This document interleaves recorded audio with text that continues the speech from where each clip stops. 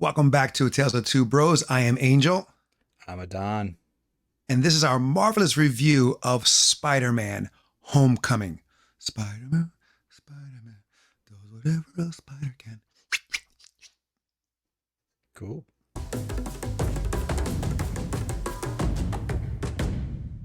Spoilers. Well, the time this goes out on podcast and YouTube will probably be right around the same time as the new Spider-Man Far From Home comes out You with mean Doctor Strange. No Way Home? No, No Way Home. Yes, thank you. Ugh. There's a lot of homes. Exactly.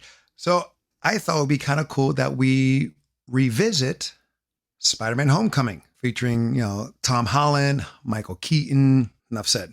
This movie originally came out 2017, directed by John Watts.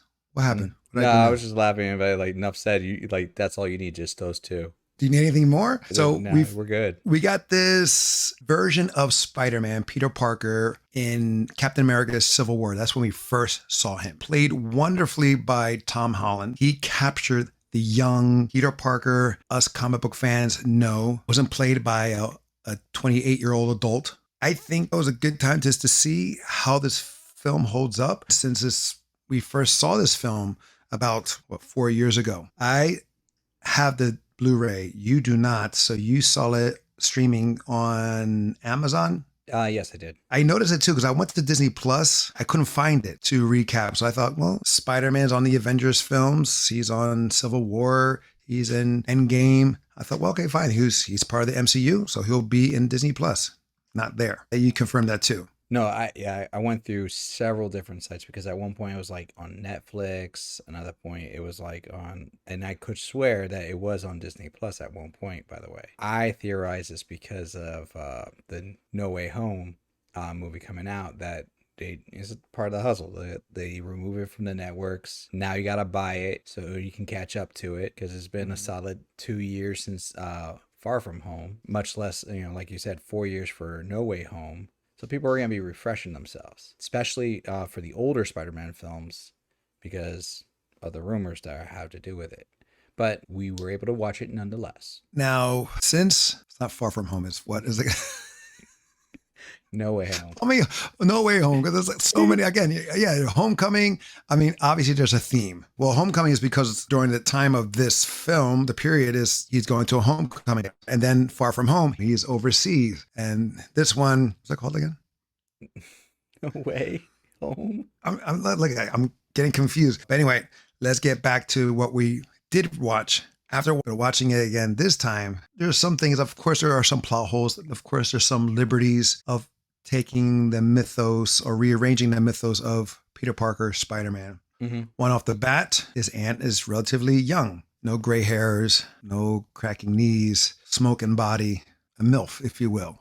Yeah, no one argued that. This takes place right after Civil War. Technically, the very beginning part where they introduce Vulture is Oh, yes. right after Avengers. Right. You're right. Exactly. And that was our intro to the movie, which I actually liked that they did that intro. Then It took from us there, back. exactly, It took us back and then moved forward. Right. and it gave us a connection to the villain well early on. After that point, then it, like my brother said, it goes right into the time frame after Civil War and how he's coping with it and how he's dealing with like trying to get Tony Stark's attention and everything. Or adjusting, trying to, he's saying he calls himself an Avenger, or he thinks that he is an Avenger, and he wants to get involved again because he got, like for a better term, he got bit No with the pun action. intended. Quick note though, I think there's a fan theory that Vulture is part of the Falcon program. You mean as a pilot? With the wings, be able to fly and able to maneuver as well as he did, and be able to use the wings like the Falcon does. There's only two ways I can think that works. One is if the guy because those were invented by the Tinkerer guy. That is true, but maybe he had like schematics from before that he was there. He doesn't have the wings, but he has somehow got the blueprints. Yeah. Well, no, that's what I'm I'm just thinking saying, because the tech guy was making all the machines. It would make sense if he was like one of the ones that helped invent the Falcon stuff, and then he lost his position, which can kind of go into like what happened with oh, Far From Home. But I'm not going to go into that yet. even though Vulture is the main villain, we have several villain cameos. Yes. We have Shocker. Mm-hmm. We have Scorpion. Mm-hmm. We have Miles Morales' uncle who played Prowler. right. Even though we didn't see him as Prowler, we saw him as his alter ego. Pretty much same thing with the Shocker. He did have the original. There was two Shockers. The original had the yellow sleeves with the stitching out, which resembled the original animated comic book version. You have Scorpion. Only way we know that he was there is because he had a tattoo on his neck of a scorpion. Yeah. But he was never in costume. Any other? If there was, it is escaping me right now. And they, like I said before, they had liberty in retelling this story of Peter Parker and his mythos. You have Flash Thompson, who in the comics was a dumb jock, if you will, who idolized Spider-Man, but also was a bully to Peter Parker, who was not on the debate team. He was never in the honor roll. Oh, he played football. He played basketball. He did all the, like I said, he did all the sports stuff. He was the dumb jock while Peter was the intelligent one. We're here, though. They're all on the same debate team, and still being a jerk to Peter, but he's not the exact physical bully. Plus, he's played by an Indian instead of a white boy, which is fine. It's all good. They're making it more diverse. We see that Peter has a little flavor for the dark meat. Yeah, See that? That was kind of funny because the girl that we met, the love interest that we met, we thought will be either Gwen Stacy or MJ. It was neither. It was another girl who was also on the debate team. I mean, when thinking back to it, like everybody knows Gwen and MJ, but in the comics, Peter Parker got around. He got a lot of dates. Not normally before being Spider-Man. After Spider-Man, there was a lot of story arcs where he actually met other, like the animated cartoon, the OG 67. There was a love interest there. He had another love interest, like several love interests through his story arcs in the comics. It's just that Gwen and MJ were the ones that made the impressions. The two fixtures Exactly. of Peter Parker. That being said, MJ is not your typical MJ. Is Mary Jane Watson. Here is Michelle. Yeah. But we don't know what the J stands for. Is it Michelle Josephine, or we just know that her first name is Michelle? We see that at the end that we realize that it is MJ, who's also of mixed race, of darker skin. Mm-hmm. We also have the intro when we see in the beginning where we meet the Vulture, Michael Keaton's character, another comic book group or company, Damage Control. Yes. Every time I see this movie and I see that, I get a little tickled inside because I used to love that series. It came out as a limited series, like a 4-issue series that came out a couple of times. But I thought that was cool because I always wondered who takes care of all the damage that happens from big battles. Originally, it was led by a male. And here you have the same actors from Cagney and Lacey. Awesome. That's a nice deep cut right there. I thought when you were talking about the beginning, I thought you were going to talk about the video vlog Of him? Yeah, when he was video vlogging and we were seeing the video vlog of his experience in Civil War. I thought that was a great way to retell, like refresh everybody. The way he's doing it is if like a celebrity or a big YouTuber, behind the scenes. But I'm like, but he can't do that for real because his identity will be exposed. True, but it's like a personal obviously, vlog. Right, I understand that, but that's very ballsy. True. The phone can go into someone else's hands by accident. His phone can be hacked. That's the only thing I was like, ooh, okay, that's a little. But he's also that's a chance. He's a young teenager in a social media age. And I totally understand. It's like, he's keeping it for himself, but the way he presented it, it seemed like he was talking to an audience. And granted, it was more for us, the viewers, to have that recap. So I totally understand that. Action-wise, so this movie was, what was this movie? A little bit over 2 hours. Since the movie was about 2 hours, including the end credit scenes, which was, I believe, was 2 end credit scenes. Was it 2 end credit scenes? Yes. Only action was about maybe 27 minutes of all the action done. And granted, action scenes were done very well, especially the one with the ferry and then the final. That was intense, especially when Falcon is really going after him. I mean, Vulture. Like I said, the Falcon. Yeah. Oops. I mean, would it be easier to go into the negatives for you? Because it No, seems no, like you have a 'cause lot of positives. No, I do have a lot of because it was done very good. I can't really. I mean, the negatives, if anything, is that they brought in new characters where they didn't have to. The new characters meaning the love interest. Of course, there's plenty of Easter eggs. One of the Easter eggs, though, I do like is from the first Hulk film. Jennifer Connelly is the voice for Karen as the spider suit. Oh. And she was also Betty Ross in Ang Lee's Hulk. Yeah. So I kind of, I like that. I thought that was kind of cool, the little fan service, if you will. The suit upgrade for him, the Spider-Man suit upgrade, it kind of felt like a video game. Yeah. When you get a certain amount of points or tokens and you upgrade your suit, you go to a place and there it is for you and waiting for you. Well, I did like that. I kind of felt that way about the baby monitor program or the training wheels program that Tony Stark put onto the suit. Right. Like he was supposed to meet objectives and goals in order to unlock all the features. And he's like, I'm just going to cheat code this. That's what I meant. The suit upgrade. Right. Yes. And that was pretty cool. And it says like how he's figuring it out. And he's like, no, don't kill. She's, she's egging on for lethal attacks. Yeah. And he's like, no. I don't think there's really any negativities or negatives in this film. I mean, I got one. It's one that I actually love and hate at the same time. Okay. The Tony Stark and his relationship. I loved it because it's a great dynamic. They had a great relationship between the two. But early on, they kind of make it seem like he's so dependent on trying to get Tony Stark's attention and affection, for lack of a better term, and through this movie. And it shows. It overshadows like the pressure he puts on himself as a character that we've known and grown with, that he puts on himself from the loss that he's had with his Uncle Ben, because they do address that in Civil War, that he had his uncle who passed away, but they, I guess for rights, they don't go through that. With great power comes great. Right. I also like that it was not another origin story here. Oh God, yes.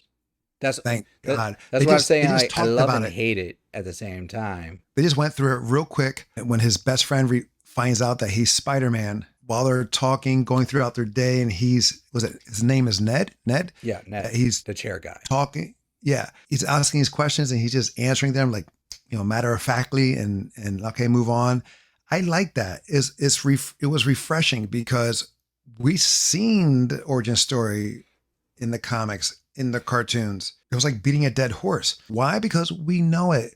It's not like those Batman films. True. Regardless how many Batman films are, there's always a return, a flashback. Even a non-Batman film, The Joker, they showed death of his family, his parents. And you know what? It's funny. Like I was at work the other day and I was talking to somebody, and I statistically speaking, if you had to ask someone like the 4 symbols that people will recognize across the world, of course, they're, the crucifix. A lot of people recognize that, but the S from Superman, the bat symbol, and the Spider-Man symbol, doesn't matter where you're at across the world, more likely they'll recognize what those are. And you know what? So does the origin stories. They come with them. Everybody knows their origins. Right. You're right. I kind of love the fact that they didn't go into the past and hammer in, do a flashback. Just talking about it, maybe a scene I would have accepted, but a flashback I would have been like, not again. Exactly. It was just, they touched on it perfectly and moved on. That was it. That wasn't even in this movie. It was in another movie. No, what I'm talking about, the spider bite. That's how he got his powers. Yeah, but they didn't even talk about that in this movie. Yeah, they did. In this film, they did. Where he was talking to Ned. My bad. I'm thinking a Tony Stark. Now, sometimes Easter eggs are done on purpose, of course, and then there's sometimes he's like, we see it when it's not there. Our imagination takes us there. For example, on the ferry, when he's trying to save the ferry from sinking in, and he's shooting the webs. To me, it felt like a nod to Tobey Maguire's scene in Spider-Man 2, where he's trying to stop the subway train from going off the rails. Could be a nod to it. not. I don't know. It wasn't in the director's mind. Who was, I think I said before, John Watts directed it. He directed 1, 2, and I believe 3 as well. Also, it felt like a nod to Iron Man 3. Where him and Peter are having an argument. Peter said, I'm nothing without this suit. And it felt like that's the same thing in Iron Man 3, where it went back to focusing on the man rather than the machine. And how that was actually a complication for him because he was actually dependent on the suit. And Correct. He needed it for everything. Correct. And this is how Peter was too. He felt dependent on that suit for a while. I can see and that. Then in Iron Man 3, Tony found his strength within. And then we see later on that Peter Parker found his strength within. Because the same words were in his head going back to him when he was in the rubble and he broke himself free. And that technically, I think, was an Easter egg moment too. Where the rubble was on top of him. Look at Spider-Man 2. There was that one scene, and I think there was also another moment in the comics where it was similar to that, where there was rubble on top of him and he had to push it off him. Well, yeah, and it was like, strength of a spider. Spiders are super strong in comparison to their body weight and to what they can do. And so we saw that. Exactly. In the original Tobey Maguire Spider-Man, even they touched base that he was smart, but he was more of the photographer, like for the school newspaper. Is that right? No, he got a job early on with the Daily Bugle. But I know, but he was taking pictures also on the school trips and things of that nature. Oh, he's like the AD nerd. Yeah. You have an Amazing Spider-Man with Andrew Garfield. We saw more of the scientist version of Peter Parker. Here we have a little both, and the geekiness that comes with being young, doing with the Lego Star Wars Death Star Legos they were going to meet to put together. He was smart. He was on the debating team. He was able to make concoctions of the spider web. The Toby's came out of his wrist, and Andrew Garfield, I think, bought it online. He saw something, like he saw like a YouTube thing of the kind of webbing that was able to pull a tank. It's like that, if I'm not mistaken. I thought he made it. I have to rewatch that one. He may have made it, or maybe he saw the schematics, how to make it, and he made it his own. But we see here that Peter Parker is making his own stuff. He's practicing, making his own spider concoctions. Michael Keaton is awesome. He may have done some bad films, but he has never done a bad job. Oh no, he does stellar performances. Whatever the movie he's doing, it could be great, it could be bad, whatever. But what he does in that film is awesome. And it shows here. He actually, the scenes that he's in, he steals the show, quite literally. Favorite Michael Keaton moment in the film? Homecoming in the car. Oh my God, yes. That intense. Was intense moment. And it was a great build up to that moment because you see Peter figures out who he is, and he's nervous enough that this is the father of the girl. But then it turns out he's like also the guy who's tried to kill him on multiple occasions. Well, he knew it right away. Oh yeah, that's what I'm saying. It's a combo. As soon as he saw him, but when the father finds out. Oh yeah, and then at the end, like he gives him the whole speech. He's like, "You saved my daughter's life, so I owe you." And, like I'll never forget that, and I'm grateful for that. And then he gives him this whole spiel. He's like, "But if you mess with my job, I'll kill you. I'll kill your family. I'll kill everything that you have." And he goes, "I saved your life. What do you say?" I'm like, right. Yeah. Damn, that was a power move too. It was a power move. And what's funny to me, in the back of my mind, I'm like, Spider-Man could literally just take him out right there. It doesn't matter if he had a gun. He's faster than he is. He could practically kill the guy right there the moment he threatened his family. But no. He was so intimidated and shook. The only thing he could do was like just muster up the strength to drop a phone in the car so he can use it as a trace. That was fantastic to me. Yeah, that scene was way intense. Yeah, he's a great superhero, but then he's a scary villain. Oh yeah. He's not a villain like I'm out to destroy the world or anything. He's like a guy who's like, I'm just trying to make my place in this world so I can do right by my family. And because other people who see themselves better financially and whatever, they take advantage of us little guys. He makes that argument in the movie to Peter Parker, as well as, there's other points where he kind of hints at that. He's not taking a life of crime because he wants it. He sees it as just a necessity, and that's all it is. He humanized the character a lot because they easily could have given that to someone else who would took those lines, and it still wouldn't be as relatable as he delivered them. In the superhero comic book world that he's been involved in, this is the third winged character he's played. Batman, Birdman. Not the traditional Birdman from No, not traditional Birdman, but there's a Birdman that he does where it's similar to how people saw him as Batman, and not his stardom, but Well, for this character, that's where he got his start. He was known for as Birdman. And then we have here as the Vulture. He's only done not two comic book movies, but two movies related in the comic book world, Batman and the Vulture. And the Birdman is a fictional character altogether, not related to comic books. Correct. So I find that kind of funny, and that maybe he took this role or accepted it because he found humor in it in itself. Maybe. And then he's coming back again as Batman, as we know, in The Flash. He's also coming back as the Vulture in Morbius. Is that... Well, he's coming back concrete? as in that trailer scene, he's like, Morbius, good to see you again. And it's himself. But I don't know if he's going to show as the Vulture, but he's going to show as his character. Right. He's still wearing the white inmate outfit. But it's not confirmed yet. So, but we'll find out because, again, everything's coming related, like Venom, we saw the multiverse there happening. So this could happen there. They might, probably doing reshoots to make it more concrete related to the multiverse situation. We'll find out. We'll see. Because there's Tobey Maguire's Spider-Man in the background during the trailers. Yeah. And then we have Michael Keaton showing up. I'm looking forward to that. But let's get back on topic to this film. I wrote something here. The recognition that they know each other is awesome, and a tribute to Raimi's Spider-Man. Is that, we're talking about the same car scene? Oh, yes. Yes. When in the regular Tobey Maguire Spider-Man, there's a relation or recognition during Thanksgiving dinner with Green Goblin and Spider-Man.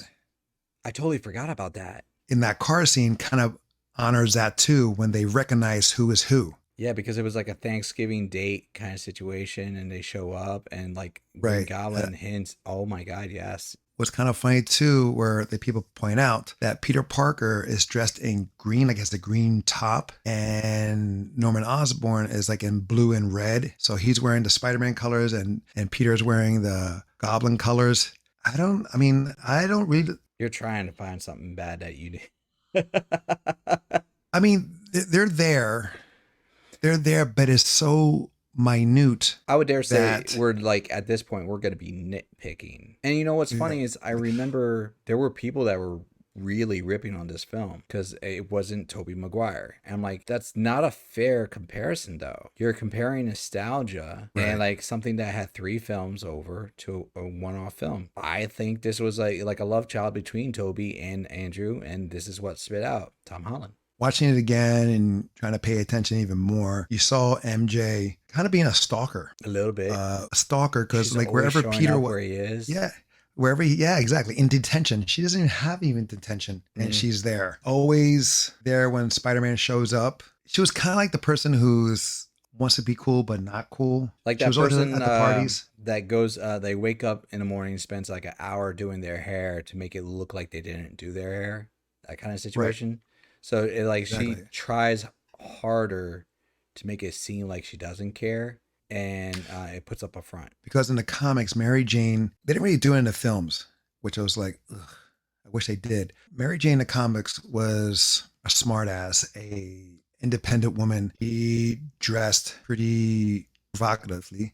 She stirred the pot, and this version did that in a way, but more of a, I would not say gothic way, but more of a cynical. Yeah. I mean, I like how they did it. I did like how this Mary Jane was portrayed. She was smart, and she was pretty much everything that all the other kids that were doing in a sense of that group, she was part of. Yeah, it was, I do like how she was portrayed. And yeah, but she didn't really care about her looks, but like in the comics, Mary Jane kind of did. She wore the tight, well, it depends. Tank tops. Like it depended on her stage in life, because there were times where she didn't care about her looks and she dressed to how she felt. Granted, she was like a part-time model, so she just looked good and she knew how to dress. Right. Where I think in the Sam Raimi version, they kind of missed the mark because she wasn't really so independent. She wasn't so like tough. She was trying to escape her house in the background. And right. Like, yeah, I agree with that. The Sam Raimi did have a flaw with her. And as they progressed to